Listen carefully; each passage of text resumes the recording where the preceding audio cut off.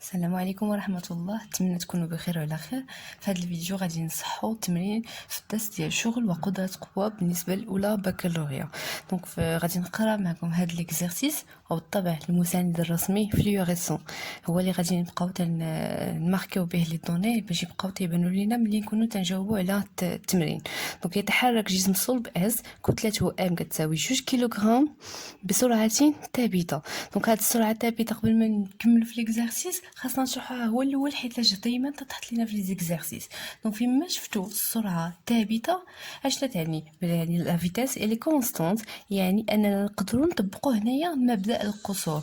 وشنو تيقول لنا مبدا القصور؟ تيقول لنا الا كان الجسم عنده السرعه ديالو ثابته ولا في حاله سكون، فالجسم فمجموع القوى المطبقين على هذا الجسم كامل راه كيساويو متجهه منعدمه.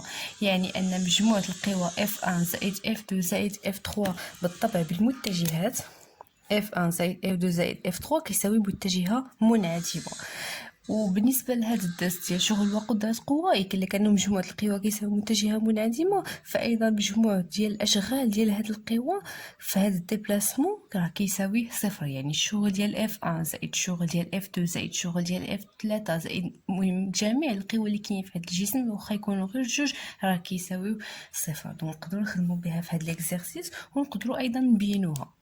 دونك عقلوا مزيان على هذا التذكير، انا بغيت نديرو لانه راه تيبقى تيتحط بزاف في التمارين. دونك قلنا سرعه ثابته في كتساوي 2 متر باغ سكوند على سكه ا بي سي. دونك السكه اللي غنشتغلوا فيها اللي غنخدموا فيها هذا التمرين هي ا بي سي، من ا حتى لبي مائل ومن بي حتى لسي افقي.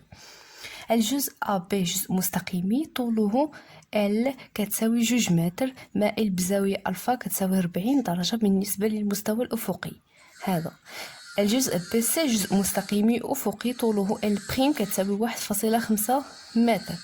نعتبر أن الاحتكاكات في الجزء A B والجزء B C تكافئ قوة F شدتها ثابتة واتجاهها موازي لمسار الجسم S ومنحها عكس منحى الحركة. دونك هنايا كاينين عندنا الاحتكاكات سواء من A حتى ل B أو من B حتى ل C. وإلا شفتوا الفيديو اللي كان قبل راه شفنا الحالة إلا كان عندنا الاحتكاكات دايما F تكون عكس، يعني جسم هابط F غادي تكون في المنحى المعاكس.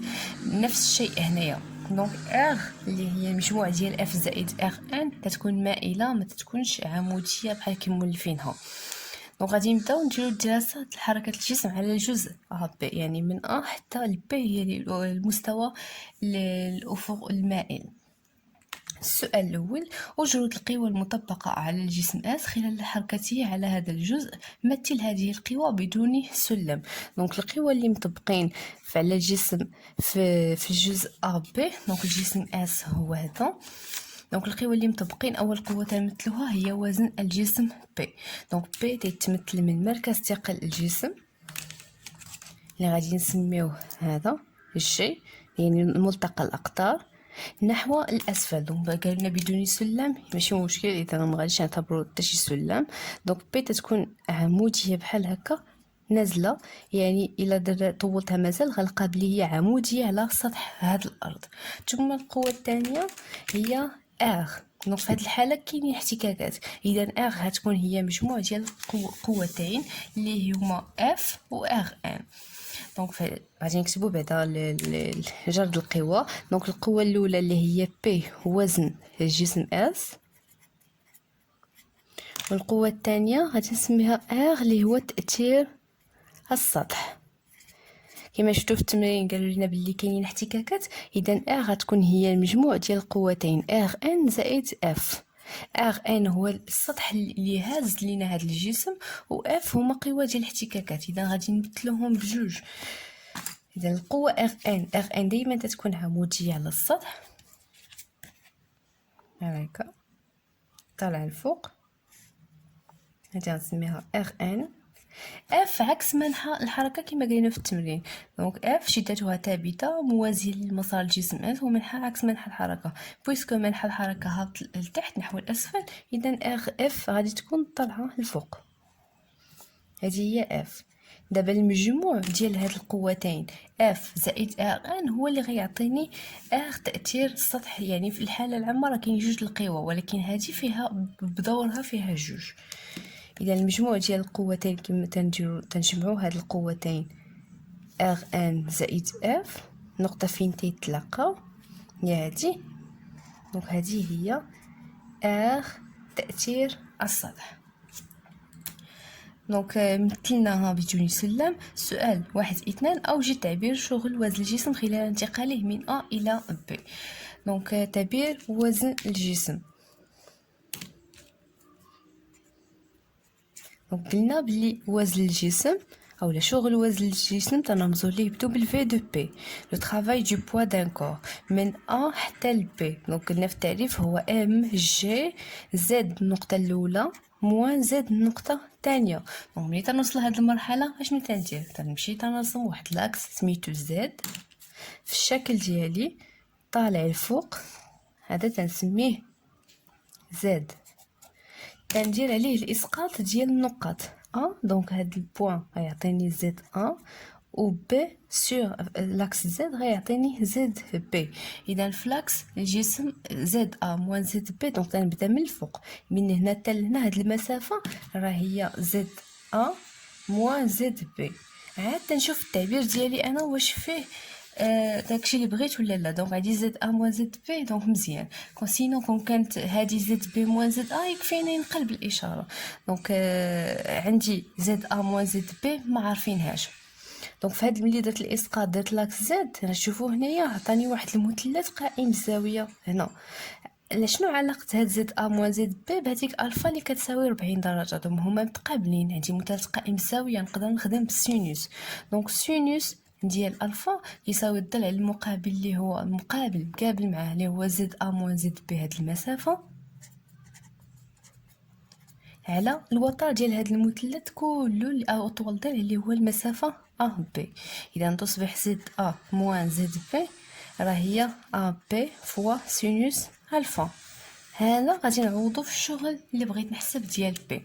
اذا لو ترافاي دو بوا بي دو A vers B égale M fois G fois AB fois sinus alpha. قال لك احسب تطبيق عددي لا ماس كما قلنا تتبان لينا دغيا نتا دو لا فلوريسون est égal à 2 fois G égale 10 هيا fois AB المسافة الجزء AB طوله L كتساوي جوج، ولا نقدر نعوضوها ب L من الأول. دونك فوا جوج فوا سينوس 40 درجة. كالكولاتريس جوج في جوج 4 في 10 40. دونك 40 فوا سينوس 40 هي 25.71 جول. دونك هذا هو لو ترافاي ديال لو بوا دو كور اس. دونك 1-3 احسب شغل القوة المطبقة من طرف السكة A B على الجسم A خلال انتقاله من A إلى B واستنتج شدة قوة الاحتكاك F. دونك قال لك احسب شغل القوة المطبقة، قال لك احسب شغل هو الأول عاد استنتج شدة القوة F. كون كان العكس كان ممكن نطبقوا مبدأ القصور كما قلنا، نديرو بما انه السرعه ثابته اذا مجموع القوى كيساوي متجهه منعدمه، نديرو الاسقاط نخرجوا اف عاد نحسبوا الشغل. مي دابا قال لك احسب الشغل اذا غادي نبداو من التحت ونبقاو طالعين بحال هكا. دونك عندي الجسم في سرعه ثابته، اذا مجموع اشغال هاد القوى كيساوي صفر. دونك السؤال 1-3 دونك في التمرين. دونك ملي نحسبو شغل القوة المطبقة من طرف السكة دونك اللي هو R. دونك لي نحسب W دو R دو A vers B. دونك عندي لدينا الجسم S سرعته ثابتة V كونستانت. اذا حسب مبدا القصور مجموع القوى كيساوي متجهه منعدمه، وايضا مجموع الاشغال اللي سيغما دي دبليو دي فورس كاملين اكستيريور اللي مطبقين على هذا الجسم راه كيساوي صفر. يعني الشغل ديال بي زائد الشغل ديال ار راه كيساوي صفر. اذا الشغل ديال ار من A حتى ل B راه هو ناقص الشغل ديال P من أ حتى لبي. والشغل ديال بي راه هو حسبناه لقينا فيه 25.71. إذا الشغل ديال إغ هو ناقص 25.71 جول. هذا هو لو طرافاي ديال إغ في هاد ليكزارسيس من أ حتى لبي. علاش؟ لانه عندنا السرعه ثابته. اذا مجموع القوى كيساوي متجهه منعدمه، اذا مجموع اشغال هذه القوى ايضا سيكون يساوي متجهه منعدمه. السؤال 1-3 مازال ما كملناه. قال لك استنتج شده القوه، اش قوه الاحتكاك اف. دونك شنو طلع؟ حنا دابا حسبنا الشغل ديال اغ، وحنايا عارفين نعلم ان اغ راه هي اغ ان زائد اف. دونك الشغل ديال ار من ا حتى ل بي راه غيكون هو الشغل ديال ار ان من ا حتى ل بي زائد شغل القوة اف من ا حتى ل بي. دونك كي دايره ار ان مع ا بي؟ ار ان عمودية على ا بي، شتو؟ اذا الشغل ديالها راه غيكون تيساوي صفر. الى نقدروا نكتبوها عاوتاني باش تفكروها، مع اننا درناها في الفيديو اللي قبل. دونك عندي شغل ديال ار ان، شغل ديال ار ان هو ار ان فو سكالير ا بي حسب التعريف ديال الشغل. اذا كتساوي ار ان فوا ا بي فوا كوسينوس الزاويه ما بين ار ان وما بين ا بي. الزاويه ما بين ار ان و ا بي ها هي ار ان طالعه، ا بي هي 90. اذا راه هي ار ان فوا ا بي فوا كوسينوس 90، وكوسينوس 90 هو صفر. صفر في اي حاجه هي صفر جول. دونك كيما تشوفوا في ليكزارسيس ما عطاوناش كاع الشده ديال ار ان لان ما نحتاجوهاش. هما سولونا على الشده ديال اف، هذه اف. اذا واحد راه تهنينا منه. اشنو بقى لينا؟ دونك غيبقى لينا بحسب العلاقه رقم واحد مشى، هذا اصلا كيساوي صفر.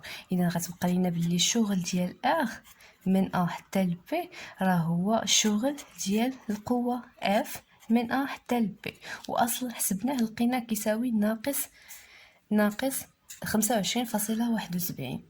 دونك دابا نمشيو للتعريف اصلا ديال الشغل ديال القوه اف. دابا نحسبوا هذا شغل القوه اف صغيره. اذا ندوبل في ديال اف صغيره قوه الاحتكاك من ا حتى ل بي راه هو اف في ا بي فوا كوسينوس لونغل ما بين اف وما بين ا بي. الا خدينا ثاني الشكل ديالنا، اف غاديه بحال هكا و ا بي نازله، الزاويه ما بين ا بي وما بين اف راه هي دي كلها اللي كتساوي 180 درجه. دونك هي اف فوا ا بي فوا كوسينوس 180. كوسينوس 180 هو ناقص واحد، اذا هذا كله غنعوضوه بناقص واحد. ناقص واحد في اف ا بي غتعطيني موان اف فوا ا بي هو الشغل ديال اف من ا حتى ل بي. حنا عارفين بلي الشغل ديال اف راه هو الشغل ديال اغ من ا حتى ل بي. اذا هاد موان اف فوا ا بي هي الشغل ديال اغ. اذا موان اف فوا ا بي ايغال لو طرافاي دو اغ دو ا جوسكا بي. دونك دابا غندير التطبيق اولا غادي نخرج داكشي اللي بغيت. دونك عندي موان اف فوا ا بي راه هي الشغل ديال اغ اللي هو ناقص 25.71 جول. اذا اف عندي ناقص وناقص غتمشي غتولي بلس بلس، غتبقى ليا اف اللي تنقلب عليها هي هاد 25.71 على ا بي اللي هي 25.71 على ا بي. ا بي اللي هي ال، ا بي طوله ال كتساوي 2 متر. اذا غنقسم على 2. اذا 25.71 مقسومه على 2 غتعطيني 12.85.